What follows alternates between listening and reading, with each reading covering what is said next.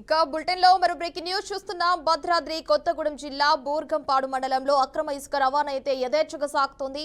ఇక భద్రాచలం, చర్ల, సారపాక, రెడ్డిపాలెం, బుడ్డగూడెం, ఉప్పుశాఖ ప్రాంతంలో ఇసుక గజారులైతే అక్రమంగా ఇసుక రవాణా చేస్తున్నారు. అధికార పార్టీ కీలక నేత అండదండలతో అయితే అక్రమార్కులు ఇసుకను అక్రమంగా తరలించి అయితే సొమ్ము చేసుకుంటున్నారని కూడా స్థానికులైతే చెప్తున్నారు. ఇక ఇటీవల తెల్లవారుజామున నాగినేని ప్రోలు, గొమ్మూరు అనాధికార ఇసుక ర్యాంపు నుండి అయితే నిబంధనలకు విరుద్ధంగా ఇసుకను తరలిస్తున్న 2 ట్రాక్టర్లను, ర్యాలీలను కూడా బూర్గంపాడు పోలీసులు అయితే పట్టుకున్నారు. అయితే ఈ వ్యవహారంలో తెర వెనుక అధికార పార్టీ నాయకులకు హస్తం కూడా ఉన్నట్లయితే తెలుస్తోంది. పట్టుబడి ట్రాక్టర్లు మండలంలోని ఓ కీలక అధికార పార్టీ నాయకుడికి చెందినవిగానైతే స్థానికంగా చర్చనైతే సాగుతుంది.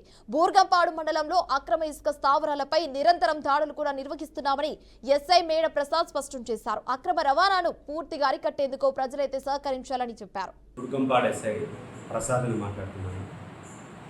మన బూర్గంపాడు మండలంలో మండల కేంద్రమైన బూర్గంపాడు, గుడ్డగూడెము, రెడ్డిపాలెము, సారపాక, పినబాక మొదలగు గ్రామాల్లో అక్రమ ఇసుక రవాణా జరుగుతున్న నేపథ్యంలో మా పోలీసు వాళ్ళు నిఘా బృందాలు పెంచి మైనింగ్ శాఖతో దాడులు చేయడం జరుగుతుంది.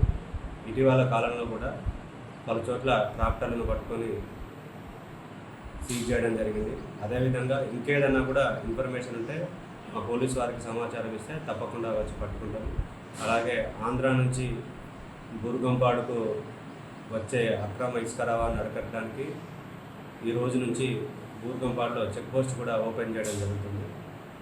ఏదైనా ఇన్ఫర్మేషన్ ఉంటే ప్రజలు డయల్ 100కి కాల్ చేయడం కానీ, పోలీస్ స్టేషన్కు ఫిర్యాదు చేయడం కానీ చేస్తే మేము వాటిపైన చర్య తీసుకుంటాం.